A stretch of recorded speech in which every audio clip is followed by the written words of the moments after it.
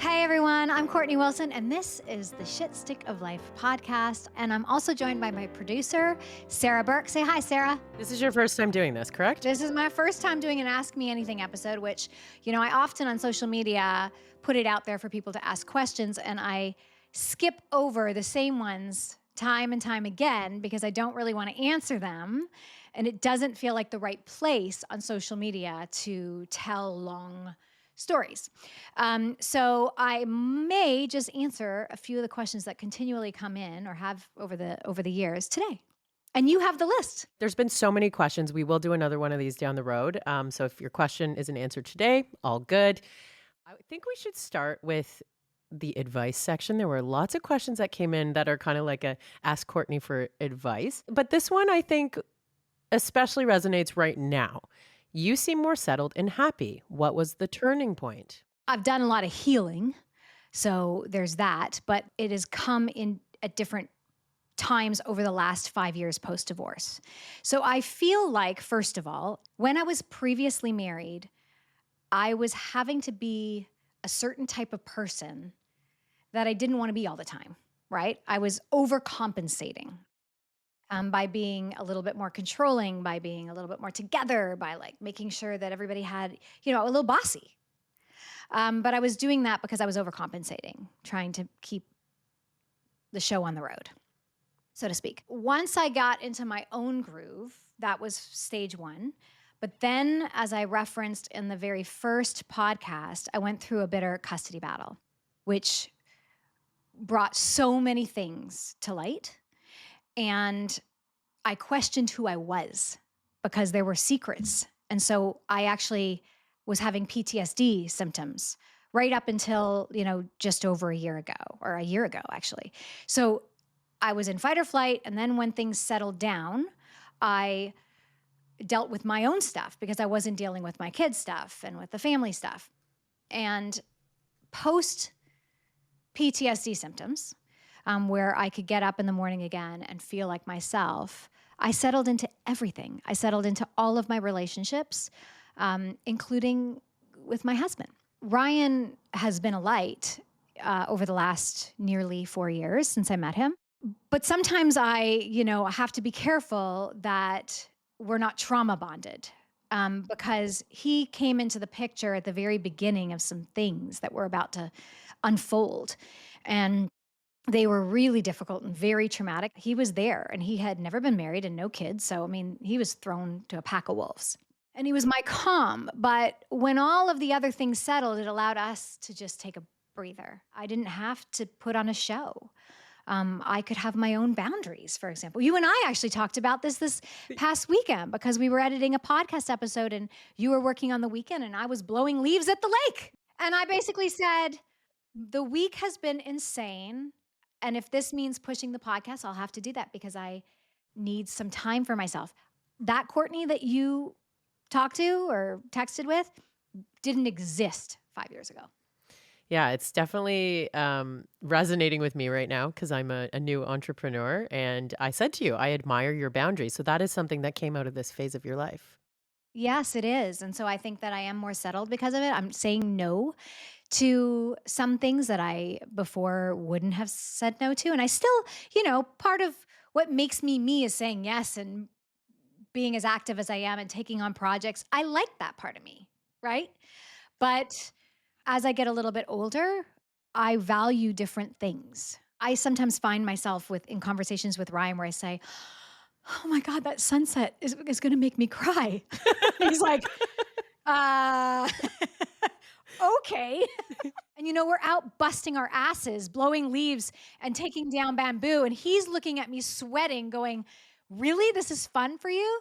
So it's been great for us to find the joy together and recognize that that is my happy place, is that place where I'm taking a second for the sunset. I'm scrapping everything, in my day when Jet or Sully or Lenny calls me just to talk. So yeah, thank you for recognizing it. I am more settled. Yeah. And then a follow-up that is sort of on the same topic here. How did you cope with anxiety? So maybe this is more about tools to still be present and still get shit done. I mean, in your previous episodes, you referenced jumping online, even though you were not in the headspace for it. So, what tools helped you? Well, fun, interesting thing about me is I don't drink when I'm sad or anxious. So there was a huge part of the last 5 years where I didn't drink at all. There was actually a year and a half where I probably had, 3 glasses of wine total. Wow. I'm a happy drinker. I'm also a quick drunk. So a glass and a half, and I turn into some sort of, exotic dancer. She go. Um, yes, exactly. So I don't drink that much. And when I was in fight or flight, I also gave working out up. So the anxiety for sure set in because, as we know, when we're active and we do yoga or whatever your thing is for yourself, you can immediately take your blood pressure down. And I don't meditate. When somebody says to me, you really just should meditate, I really honestly want to punch them in the face. I'm not going to lie. I don't know how. I've tried. I've had to revisit meditation in different forms. Like my friend Corinne says, it could be just like the process of having coffee. So, one of the things that I started about a year ago was having my coffee in bed every morning. Ryan brings it to me 9 times out of 10. Stop. And I sit there for 15 to 20 minutes. And if I want to play dots on my phone, I give myself permission, or Black Blast, or whatever the that stupid game is, or watch TV, whatever that thing is that's going to calm me down. I do it with a cup of coffee in bed with my 2 pugs. Ryan's always out of the bed, like he's being productive in that time, and I allow myself that moment. And then the other thing has been girl time. I would not and could not have gotten through the last few years without my girls. When I am busiest, I will find time to throw a party at my house. I actually started this last year where one of my New Year's resolutions was to get us all together every month. But I said, you Uber your food to my house. This is the time. Everybody takes care of their own stuff so that it makes it easy on me. And guess what? There's no pressure. So I don't have to put a big charcuterie board together for 10 girls to cancel at the last minute. And then I feel like I've wasted my time. Oh, I Because hate that's that. what happens. We don't want to take all this on because it's so much pressure. And what's it going to look like? And it's Court's house. So it's going to be, everything has to be perfect, like flowers and whatever. Nope. Uber your food to my house. And guess what? It's been unbelievably fun because there's no pressure for anybody. If somebody has to cancel at the last minute, they do. I love that. And then this also kind of ties into another question here. How did you end people pleasing, letting go of things in relationships that don't serve you, guilt, and grief? Yeah. So I've learned that relationships don't always serve you forever. And I used to misinterpret loyalty. Like if I'm loyal to people and they're loyal to me forever, that says something about who I am. So by letting go of that and recognizing that I don't get some award for working myself to death or, saying yes to everything, that at the end of the day, I answer to myself and to whoever my higher power is, that has to be enough. It has to be enough. I interviewed Fartuma recently and I asked her at her eulogy what she would want somebody to say about her. And she said, I want somebody to say, I tried. And it really hit me like, we just have to try. We don't owe it to our friends to be everything to everybody. I've done a really good job letting that go. And with that, by the way, I found out who my real friends are because I was everything to everybody. I was, doing all these things all the time. And then when I finally was like, no, I'm not going to do that right now. Some people just left, or, if I was like, oh, I'm always going to be the one to throw the party, or if I'm always going to be the person you can lean on. And if I say no in that moment, and then all of a sudden I'm not getting invited to their house, it's like Mel Robbins said, let them, let people show you who they are. That doesn't make them bad.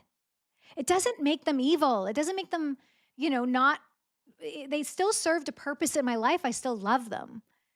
But your friends do evolve and change. Yeah. And I think I just listened to an episode where she was talking about like proximity in friendships. Friendships are easier when you live close. Friendships get more difficult when the proximity is spread out. People come in and out of your life for a reason or a season. And sometimes it's just a reason, right? It's to propel you forward or for you to propel them forward, or you were just out of a divorce and you're leaning on each other in a way. That's okay. You can be my bestest friend from a certain period of my life. That doesn't mean it's forever. That's okay, ladies. It's okay. Yeah, it doesn't mean that they've done something terrible to you. No, I love them No. all. I love them all Yeah. for the purpose that they served in my life and what I hope I served for them. So, what is your next big goal in life? Family, a celebrity that you'll interview, money, happiness, growing old in peace. What is your next big goal? One of the biggest themes to the last couple of years and my word of the year in 2024 was contentment. I want to make my mark, and that is to use my platform for good so that at my eulogy, when my day comes, that my kids are proud of me. And I know that they're proud of me. Okay. So, oh my God, always the crier in the room. But I know that they're proud of me. But I want to lead by example. Too much is given, much is expected. And I am very grateful for the life that I have. I always say, like, lots of things are important to me. Family is important to me. Money is important. I want to make sure people understand that money is not evil. I grew up thinking money was bad because we didn't have it growing up. So it was like, money doesn't buy you happiness. And I'm like, no, it does not buy you happiness. I have learned that. It does, however, buy you freedom. It does, however, buy you a trip to Italy. It does, however, buy you a trip to go to Ethiopia to serve, right? That costs money. And so I had to recognize that money was not evil, but rather, and not the most important thing, and not going to buy me happiness, but important to the kind of life that I wanted to lead with my kids. I love to travel. So now that I have, I'm not an exorbitant amount of money, but I have enough that I can live my life without worrying about my next job or paycheck. I want to make my mark and I want to do good. You kind of touched on age, and from this sort of next section, being a woman in your mid 40s, how do you accept getting older? Just because I'm accepting getting older doesn't mean I don't want to age gracefully. I'm using the creams and I do a little Botox. I've also had a couple of babies and recently learned I can't jump on a trampoline without peeing myself. So, I might be having that surgery, not to be confused with vag rejuvenation surgery, because I've learned that's a different thing, which I'm hoping I can tell the doctor to, put a couple extra stitches in there. How's your butt, by the way? There was a butt cream that a company sent me. And I mean, my ass was burning off all night so badly that I took it to social media and then had Ryan and Emma try the butt cream. I thought Ryan was going to cry. Emma couldn't sit down for 2 hours. I'm making fun of it. And I also am leaning into companies that don't use words like anti-aging. Love that. I want to age gracefully. I'm not anti-aging. Aging means you made it another year. Aging means, like, congratulations. You get to experience life for a little longer. And having lost some friends while in my 40s, in my 30s and 40s, who were in their 40s and 50s, I think I lost 4 friends in 3 years to, cancer, heart failure, bunch of things, an accident. And I remember at each of their funerals thinking it is a privilege to age. We have to, change the conversation about this and not just like say it, but believe it. Mhm. So sure, yeah, I feel good about myself. I'm working out. I want to be more fit. I want to age gracefully, but I'm not afraid to age. That's the best And I answer. do need some sort of vaginal surgery thing coming up, which You'll keep us posted. I'll keep. Yes. I heard that I get a few days off Okay. and I can't have sex for 6 weeks. So Jeez. that sucks. But there's that. Yeah. Fun things in life that give you joy right now. Blowing leaves at the lake. I know that I've said this before. I'm not kidding you. I can blow leaves for 7, 8 hours when I go up there and make the property beautiful. Like, I like beauty in all senses. So, like, pressure washing is an immediate gratification to me. And Ryan thinks this is hilarious, but everybody on every street I have ever lived knows that I love to pressure wash. I love a good meal. I love a musical theater. So I grew up in musical theater. In fact, I actually want to buy tickets to something that's coming up next week. I'm not making enough time for that. I didn't get to New York. I try to get to New York City every year to go see a couple of new shows. And so Ryan and I are going to try to do that. I love that. Maybe when you're in Toronto filming, that makes sense. Yeah, and playing Block Blast. So at the end of the day, when I have done so many things, I will sit, like I will lay down on the sofa and Ryan will be like, hey, you want some tea? And I'll be like, yes. And I'll have tea and playing Block Blast. It's ridiculous, but A lot of what I'm hearing is the little things. little things. I am a simple girl. Yeah, at heart. Okay, so let's take a deep breath. We're going to get into some of these Okay. other questions. How have you felt watching episodes of Masters of Flip from 2015 or any other time? Does it bother you knowing that everyone still sees those? Wow. Okay. So Masters of Flip is the first show that I did for HGTV with my ex-husband. We were house flippers. So we were married with our 3 kids and we were flipping houses. And the show was quite successful. Mm-hmm. Probably the most successful to date. I'm getting ready to film another one, which I hope supersedes everything. It still airs around the world, which is an interesting concept when it comes to TV, because a show that was made, 8 years ago could get picked up tomorrow by, a network in Australia or the UK or, Zimbabwe, believe it or not, like all these places. So then these new people who are introduced to us come to my social media pages and they're like, oh my gosh, I just love you and my ex-husband. Or wait, what happened? Who is this other guy? So I get that a lot. And that's been a little bit hard. And I'll say, oh boy, you've missed a few years, but I'm sure if you look at my social media pages, because I don't want to explain it to every single person. Like I just try to kindly respond if I respond. Yeah. I don't watch old episodes. I was on Hulu or Netflix the other day, and it said, you may like this show. It was recommended, and it was the first season of Making It Home, which was with my ex-husband before I moved on to my new co-host and best friend, Kenny. And I laughed out loud. I was like, uh-huh, really?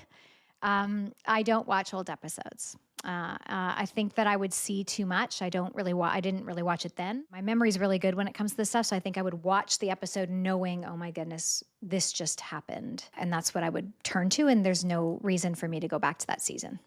These questions are actually so creative. Like your listeners or your followers are really thoughtful with these questions. So one that came in is, will you ditch Wilson as your last name?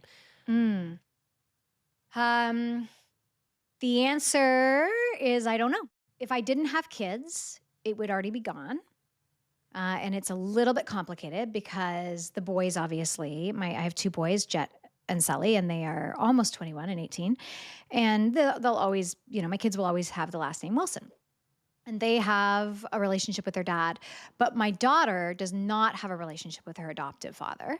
So for those who don't know, I have 2 biological kids. My daughter is adopted at birth. So she had an adoptive father that doesn't see her or parent her anymore. And so I feel like I want to keep it for her until that doesn't mean anything to her. And I don't mean the last name, but that she doesn't need that connection with me and our names. And then I probably will change it. But you will have noticed that on social media, meaning TikTok and Facebook, I have dropped Wilson. So it's all things Kortney. On Instagram, we're getting there. We are trying for that name to be released right now, but it's all things Kortney. So I'm already taking those steps. Yeah, and you kind of touched on this. The next question is, do your kids still see their father? The boys do on occasion. Like they're both living outside of Nashville, one in college and one in Knoxville, one in Boston. But no, my daughter does not. So I was given full custody of her. I don't really know exact dates, but nearly 2 years ago. But she hasn't seen him in 3 years, and that's just a really complicated thing. We're all doing great. She's doing great. Yeah. But no, she does not see them. But Jet and Sully are both over 18. So they are officially adults, and they do on occasion see their dad. Your brother Kevin, who I don't know a lot about, has come up. Is he still in Nashville, back in Canada? Are you connected with him? Wow. Okay. I was not expecting this question. So I think the reason people will bring up Kevin, who is my youngest sibling, well, actually, I'm the oldest of four. Then I have a sister that's about a year and a half younger, not even, and then a brother and sister that are 5 years younger that are twins. Kevin actually was the one that I was closest to. Kevin moved to Nashville for one of the seasons that we did together. And that was, I do believe, the last season. So it might have been the first season of Making It Home, but the last season that I worked with my ex-husband on. So I do not see Kevin anymore. I actually haven't seen any of my siblings or my parents in 5 years, but in the divorce, this is my perspective, by the way. Yeah, yeah, yeah, yeah. My brother was really good friends with my ex-husband, and became really good friends while we were all filming the show together. And my sister, one of my sisters, helps with my ex-husband's family, father, in the city that he lives in, meaning my sister and his relative. And my other sister lives really close to my parents. And so everyone's a little spread out, but I have not had a relationship with them during the divorce. So no, I have not spoken to Kevin in probably 5 years, because I wasn't expecting that question. Like, I always have that thing of, I don't want to hurt anybody. Of course, yeah. Everyone has a story, every family has a story. But also, as I listen to other people's stories, I'm also realizing there are going to be people that are listening now that have that in their own family. There's probably more people that are disconnected from family members than they are connected. Yeah, and that's sad, and Yeah. trust me, like, line has been drawn during the last 5 years where I probably would have crossed it before the line had been drawn. I would have been like, "Okay, I'm leaving space for this. Once I've healed, once I get through protecting my kids and getting everybody in a good place again, I will reach out, or I will leave space for that, or we can go to family therapy." The line has been crossed without going into that thing today, and I have zero trust for that part. Yeah. I've let go of that hope, because hope was the last thing that I was holding on to, so I didn't have to move forward. So I can love them from where I am. Beautiful. Remind me to tell you about me and my sister going to therapy one day. Oh, I love that. This is interesting, how to not repeat your parents' mistakes now as a parent. And I find this interesting because you touched on money and your family's thoughts on money growing up. But yeah, is there anything that sticks out as, don't call it a mistake because you're going to meet them where they are, right? And what they knew at the time, like generations have changed so much, but something that you really don't want to bring into your life now as a parent. Labels. So growing up, we all had a label. We were all given a label. And again, it was not malicious, but my parents named me the singer.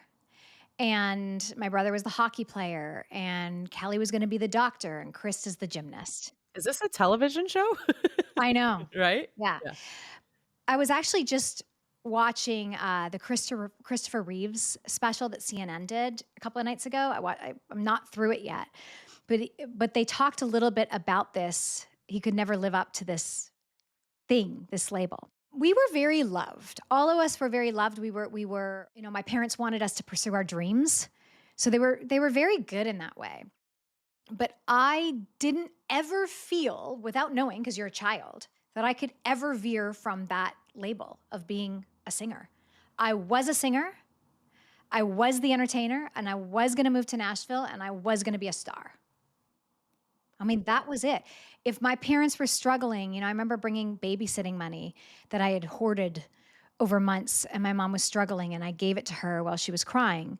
And this happened many times growing up. And she would say, "One day we're going to laugh about this, and you're going to be, rich and famous." So my perspective of it now is not negative. I love where I am in my life. And my mom, what she was trying to give me was, you can be anybody or anything. And what a beautiful thing. A lot of parents don't give that to their kids. It's like, you're going to be a doctor or a lawyer, or you're going to, and they don't have the freedom to be who they want. But alongside of that message was you are the singer. I was a really smart kid. I was a straight A student. It was never even brought up that I would go to college. Never. Not Interesting. once.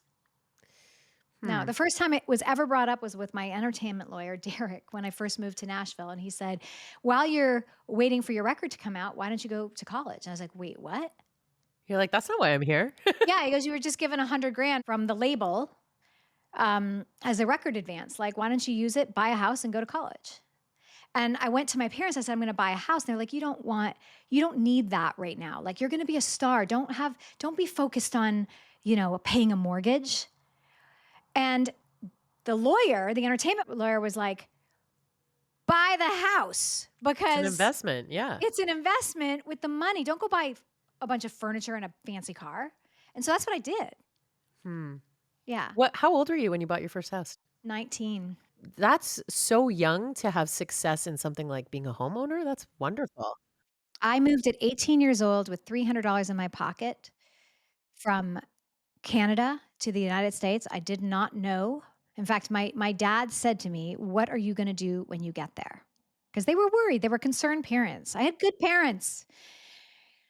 And I said, I don't know. I said, but I'm going to figure it out. And then when we got here, my mom drove me down. We couldn't find a place to live that was in my budget. We couldn't, and I was going to have to live at this house. And she said, just come home. I have some vacation time in a couple of months and I'll bring you back. And I looked her dead in the eye and said, I will be too scared to come back. This is the scariest thing I've ever done. I need to stay. And I did. And I was a week away from my 19th birthday. And the week of my 19th birthday, I was offered a production deal, a management deal, and a publishing deal. It's also very funny in having recorded just a few episodes with you now that you Yeah. said those exact same words, that same line. This is the scariest thing that, right? And it was about starting the podcast. Isn't that interesting So how the it's, first episode of the podcast, my friend, yeah. a million times scarier. I just watched, because I said I don't watch me back. Yes. Yeah. But I watched the first episode of the first podcast because you know how scared I was. Yes. And I was petrified. Like, what if I say something? And I've had friends actually, one of my friends is a therapist who's going to be on a future episode. And she said, this is your story. Stop. Yeah. This is your story. Exactly. And you are allowed to tell it. Yeah. But when I saw the first few minutes, I relived how scared I was. Oh. Yeah. But now isn't it kind of fun? Don't you kind of like it? Yeah, it's so much fun. I'm loving it. We're covering some harder topics, but that's why, putting these episodes in between so you can, again, share more of your story, I think is really powerful. So let's get into a couple other things here. Real estate is a big topic for you. So especially right now, you've been kind of sharing on social media that there's a lot of changes in your real estate world. How do you juggle your real estate career with everything else that you do, like television coming up? Yeah. One of the things that I have really had to try hard over the years, because I used to be a full-time realtor. So before HGTV came calling, I was, at my brokerage firm Rookie of the Year, and I was doing big business. Of course you were. But as I've taken on other things, branding and podcasts and influencing and TV and Court and Co., the perception sometimes with my local business is that I'm not a full-time realtor. But the reality is I have a small team. So just like, there are far busier people than me. Like, look at Mark Cuban or the Shark Tankers. They have a million different businesses. Yeah.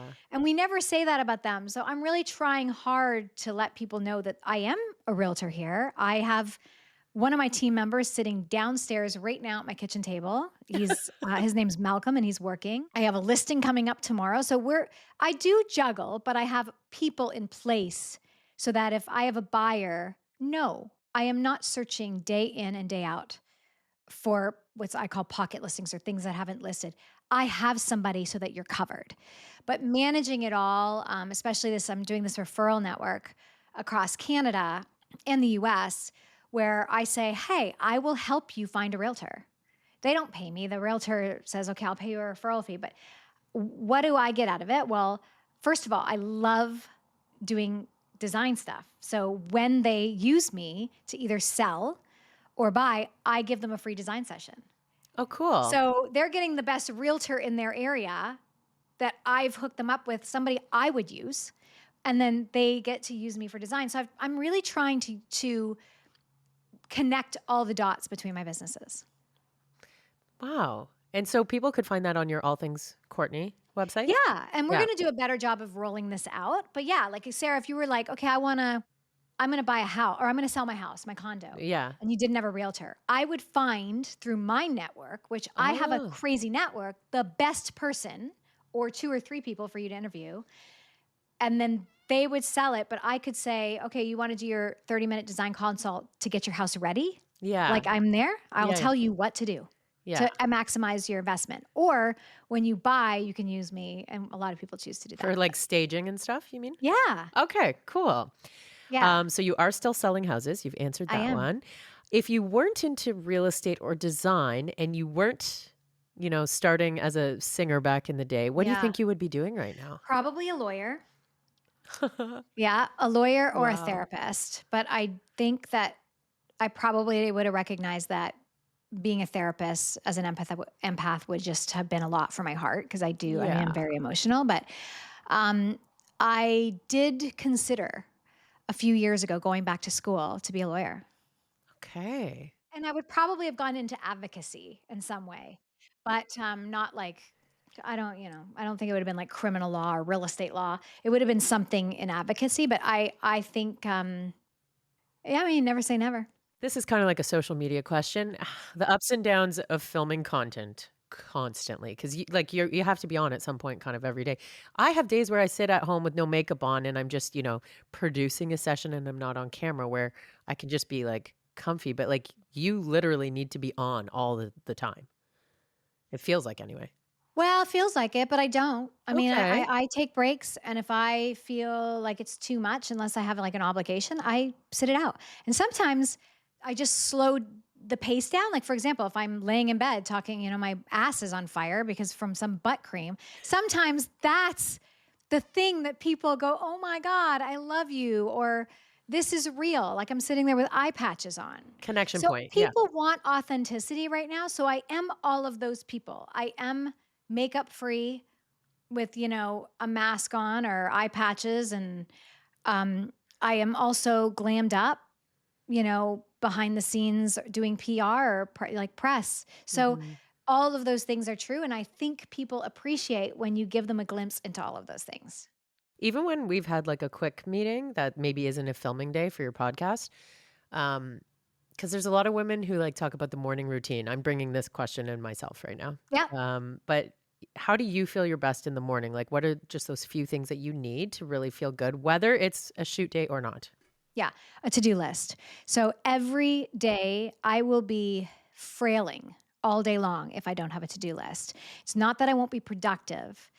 It's that I won't be productive in the right ways. So I write down everything that I want to accomplish every single day and I write it down. So I also have an electronic system with real estate. I'm with Emma. So that when we're not together, we all have a way of communicating. But for me personally, I write down everything, Pen and paper. cross it off. I write down little things like laundry, unload the dishwasher, you know, interview, anything little and big. I try to accomplish the small things first because the feeling of accomplishment is ultimately the thing that makes me feel like I can do it the next day. So if I've only crossed one big thing off the list and of 20 things, I still feel completely overwhelmed. But Mm. if I have written down laundry and unload the dishwasher and call and make the therapist appointment or the dentist appointment, and I'm able to cross that off, I now know what I did, what I spent my time on. And Yeah. that feeling of accomplishment helps me. Yeah. Um, so yes, that's the first thing that I do after my coffee routine. Okay. So we got a couple on the Women in Media Network socials yesterday. What Canadian culture, big topic right now, food or traditions have you held close and shared with your kids? I'm staring at Emma right now because she's going to Canada for the first time with me for a commercial shoot in a couple of weeks, and we were just talking about Canadian food, poutine. Oh, Now, Emma. Emma has declared she does not like gravy, so she might get fired today. Come on, you're American, Emma. She cannot be trusted if she does not like gravy.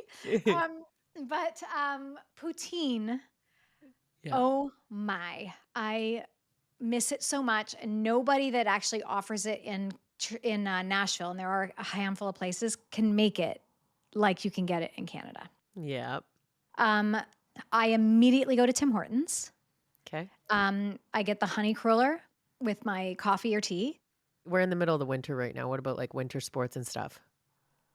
We ski, so we go to Whistler to ski. We haven't been in 2 years. I actually got engaged to Ryan on Whistler Mountain. Oh, I love There in that. I Blackcomb feel like Mountain. I saw that video recently. Did you reshare that recently? I don't think so, Oh, I but don't know maybe if how you're it. on YouTube, it came up. But yeah, he snowboards and I ski. I'm sort of Okay. a green blue, and Okay. he's more of a blue black. Got it.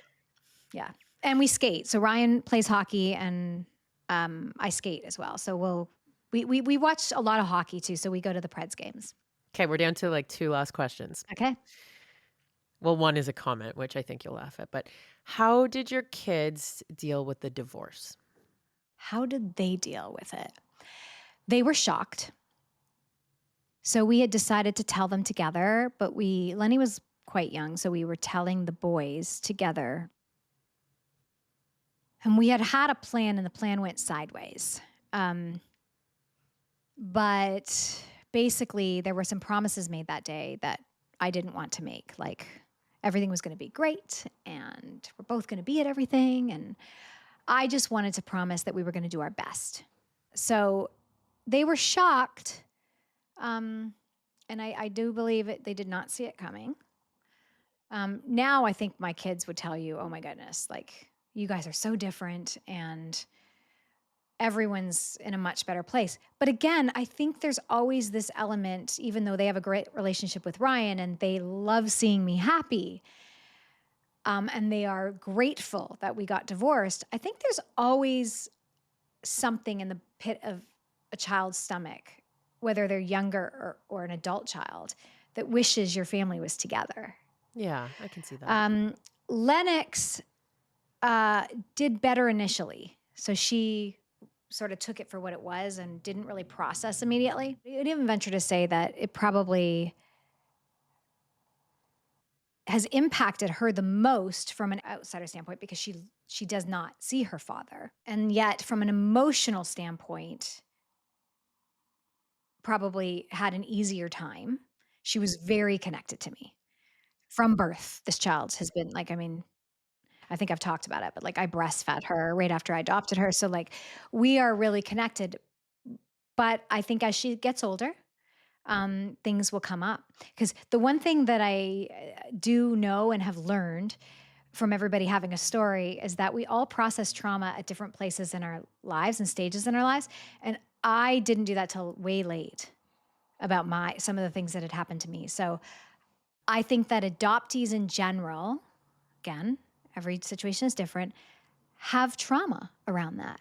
And I think Mhm. adoptive parents, though the adoption can be amazing, we have to start acknowledging Mhm. Yeah. that at some point they are going to not just have questions, but have feelings about Yeah. being adopted and the abandonment issues that come with that, even though she has a great life and she loves me. And Yeah. so then you add on the adoptive father stuff. I think we have a road ahead, but Yeah. if you met her, you'd be like, man, she's handling this great. Kids are resilient. They are resilient. Yeah. The last comment that I was going to read to you. Stop saying y'all. It lowers your IQ. Thank you for your feedback, Yogli98. Oh my goodness. Emma, how do you feel about that? She says y'all all the time. She was born in the South. Okay, that is funny. I wonder if that's true. Can we Google it? Does it actually lower your IQ, or is this just like, Come on. it's funny because I have had a couple of Canadians say, why do you say y'all? And I want to remind everybody that I have lived in Nashville 27 years. That's longer than your time in Canada. I moved when I was 18. Yeah. Yeah. So I have lived here far longer in the South. My kids, I think I've joked, can turn, high into a 3-syllable word. Yes. They were born in the South, especially Sully, my middle one. But it's funny, my older one, now that he lives in Boston, he's got a straighter accent. It's not Bostonian, but it's also not super Southern. Yeah. But he says y'all, and he swore he would never say y'all. And then my middle child, who's going to a Southern school, is y'all all day long. I mean, this podcast is born out of some Southern humor. This has been fun, Sarah. Okay, so that's your Ask Me Anything episode. We'll do another one. So if you have more questions, like ask anytime. We're going to try and just like kind of keep them in a document. Thanks, everyone, for the questions. I do really appreciate it. And I'm glad that I have a platform to answer some of this stuff in a better place for me, because I'm in a better place. Don't forget to like and subscribe. You know, we need that to know that you're listening. Find out more and keep up with all the episodes at shitstickoflife.com. See y'all soon.